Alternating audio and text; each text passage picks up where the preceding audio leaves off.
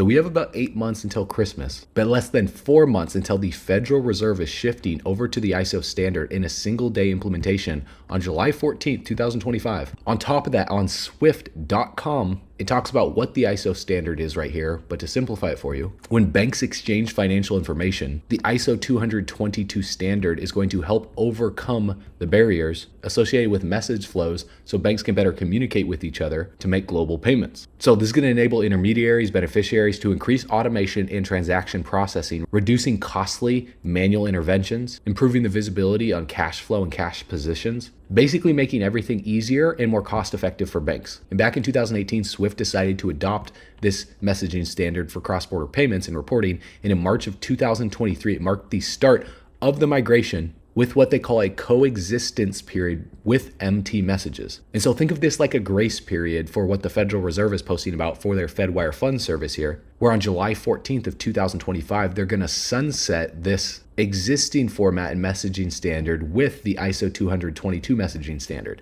In major reserve currencies like the US dollar, the euro, the British pound, the Australian dollar, they're also adopting ISO 20022. And so the coexistence period is scheduled to end on the 22nd of November, 2025. And they're saying right here on their website that the use of ISO 222 cross-border instructions is necessary to enable end-to-end interoperability. What word has Brad Garlinghouse used over and over and over again? By the way, it's not just Ripple. When we think about interoperability, we think about interoperability between many blockchains. And so does that mean we're all going to have these different coins? And does that mean like we're back to where we are, where there's lack of interoperability? So like, what? I don't get it. Now, what about the interoperability between these coins? And on Ripple's website right here, they're saying tokenized assets are expected to reach 19 trillion by 2033. From real estate to lending to credit, tokenization has redesigned the infrastructure layer that global financial institutions depend on, promising a financial system that's programmable, interoperable, always on, and broadly accessible. And this is going to be possible through the ISO standard. So could it be just a coincidence that the number 589 on the Gematria calculator comes up as ISO XRP and also has the President Donald Trump on it that is making all this possible by putting people in the right positions that are favorable for crypto?